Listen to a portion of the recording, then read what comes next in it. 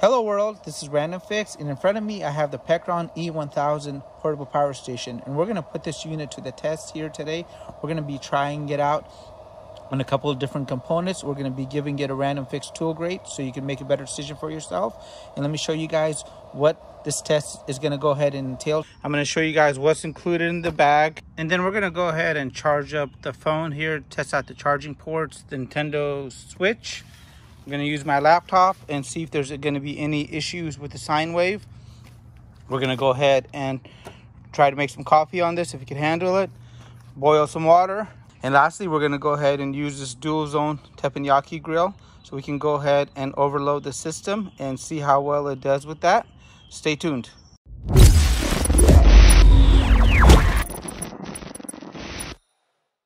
Hi everybody, welcome back to the channel. So we got the Pecron E1000 here, and I've been trying this out for the last 4 days and just seeing how well it works around the house. And so far I'm pretty impressed. Today I'm going to go ahead and cover this with you guys in depth. So here's the unit. It weighs about 25 pounds. You can lift it with one hand, and it's got two sides. So one side over here with the display is going to be the DC side, and on the front side over here we have an input so you can go ahead and charge it up. And it does include the charger, which I'll show you guys soon. We have an output right here, and the output has many different adapters you can go ahead and use. We have two USB-C ports right here. The unit does have nice rubber feet to keep it protected. And on the back side, we have an on and off switch. So when you guys hear that little beep, that means the unit AC is on. And on the back, it's got a total of 4 available ports. So it's got 2 grounded 3-prong ports and just 2 other ports up here. And check this out, they even include 4 of these, so you can go ahead and child-proof this. And this does not have a built-in flashlight, so this is the very first unit I've actually tried that doesn't have that. Am I gonna miss it?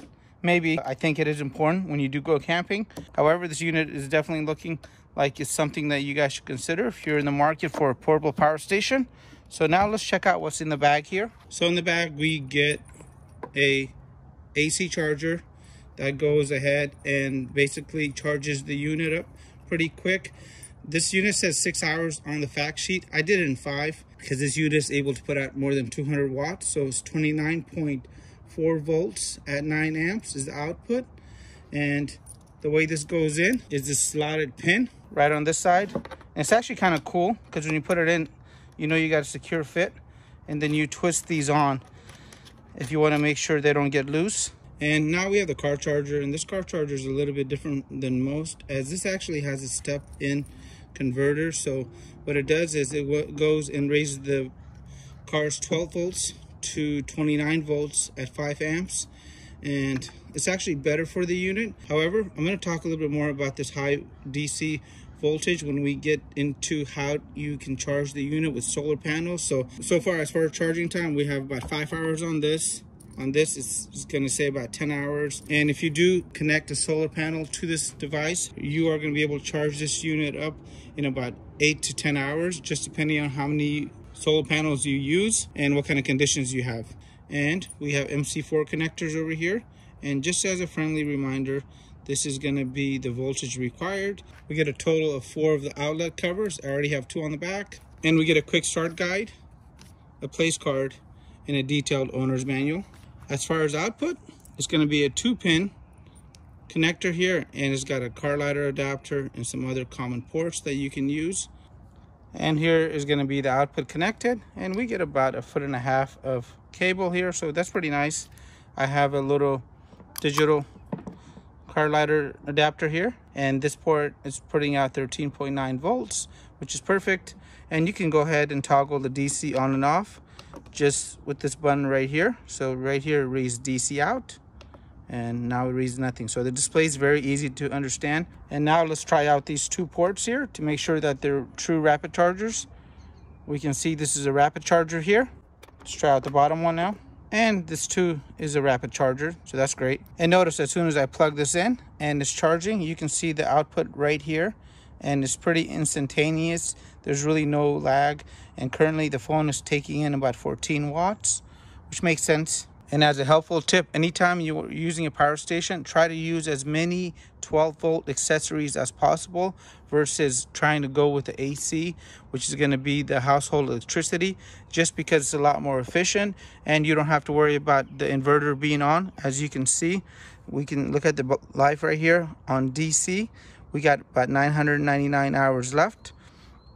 And as soon as we turn on the AC, you'll see that the inverter is definitely taking up some juice here, and the battery life is now down to 69 hours with no load on here, just because the inverter is taking in 16 watts without doing anything. So always try to stick to DC lights, DC chargers. And speaking of DC, I wish this unit had a USB-C port, so you can go ahead and just plug straight into here. You can charge things like MacBooks, Dell XPS laptops, and you don't have to worry about carrying a separate brick. And now I got the phone plugged in. At the same time, I got the Nintendo Switch plugged in right here, and you can see both of them are charging correctly without any faults, which is great.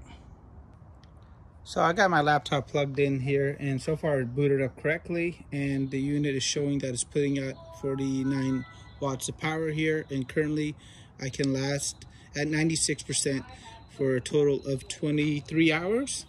So everything on the laptop is working good. And the way I normally notice a glitch, if there's an issue with the sine wave of an inverter, is the mouse will do something finicky. It'll just jump around for no reason. So let's go ahead and really put this to the test. We're going to leave the laptop on and then make some morning coffee. So I got my coffee machine here.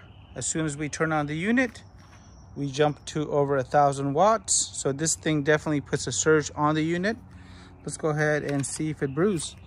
I've had a lot of 12-volt inverters that actually cannot handle this machine in my camper van and RV. So this is definitely a good test.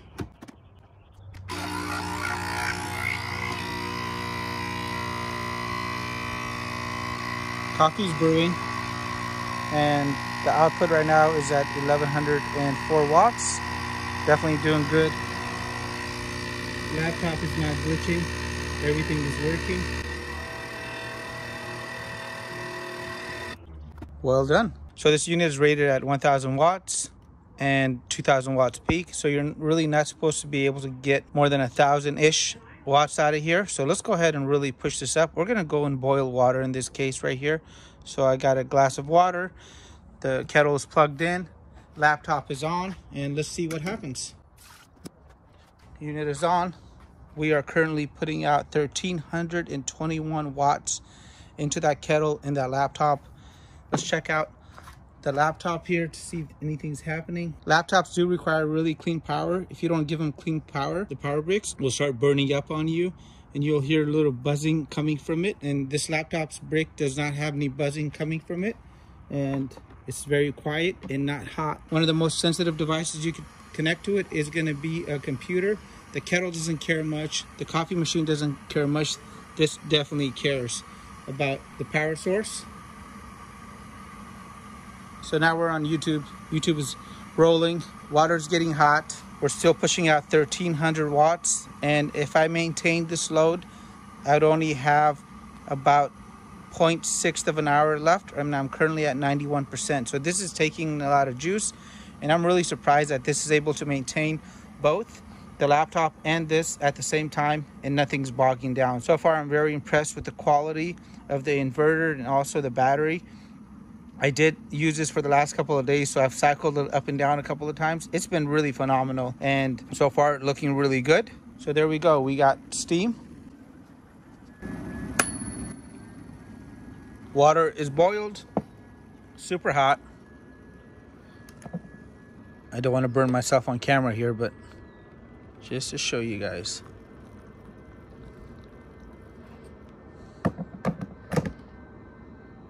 That is hot.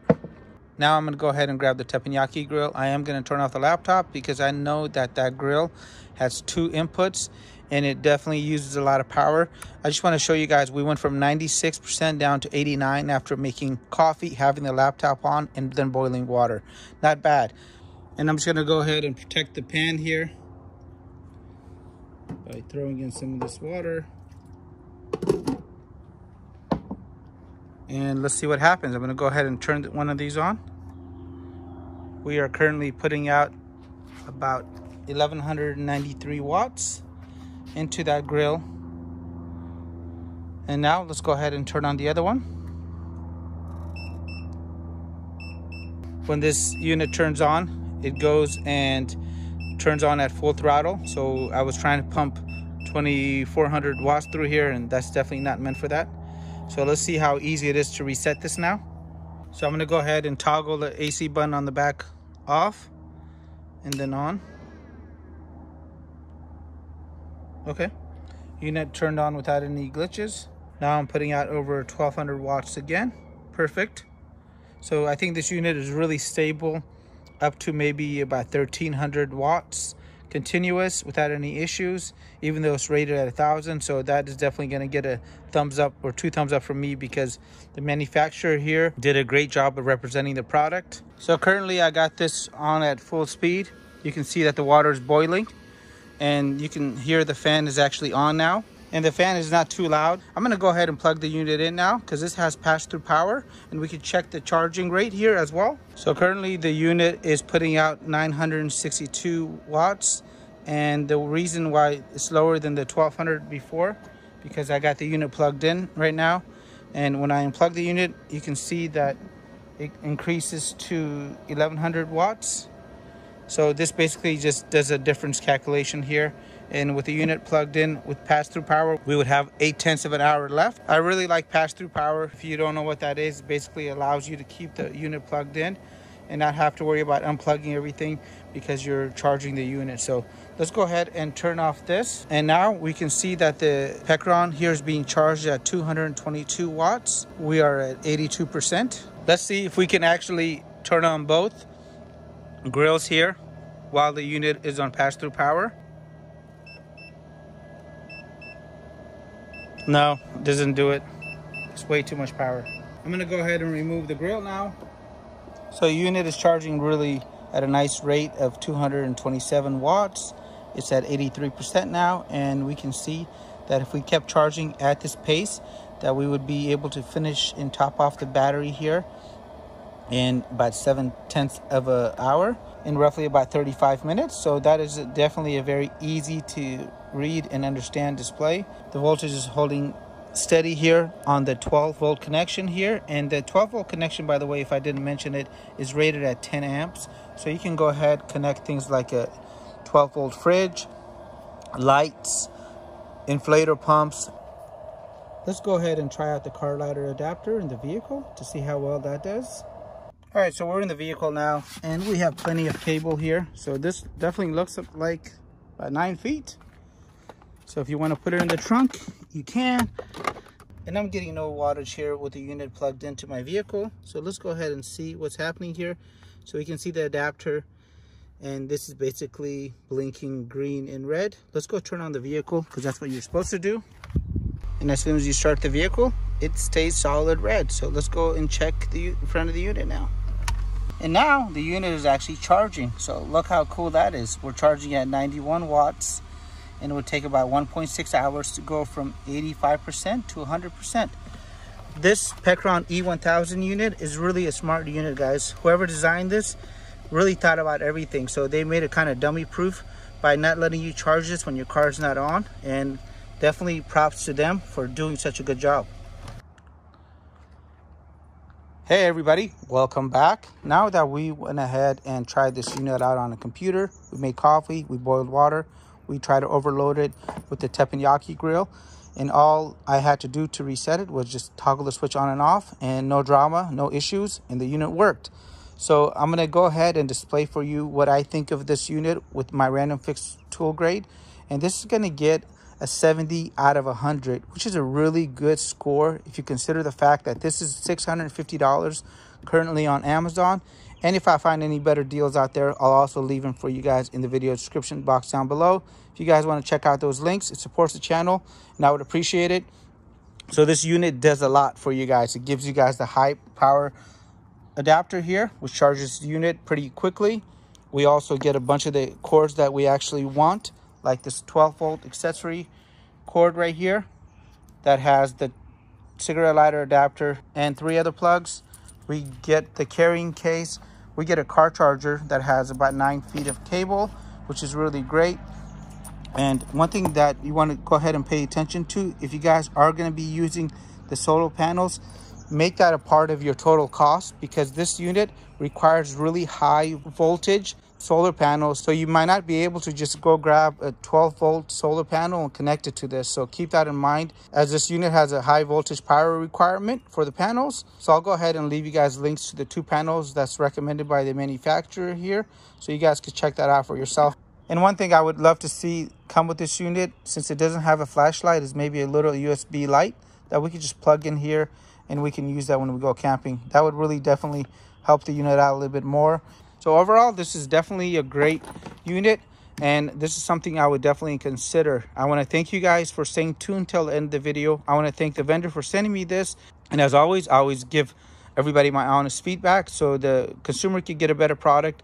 The vendor can go ahead and make a better product down the line, and they can learn about any possible glitches, which this unit had none. And I appreciate you guys. Make it a great day. And I'll leave you guys a little playlist at the end of this video up here, so you guys can learn more about portable power stations like this if you guys like. Make it a great day. Bye.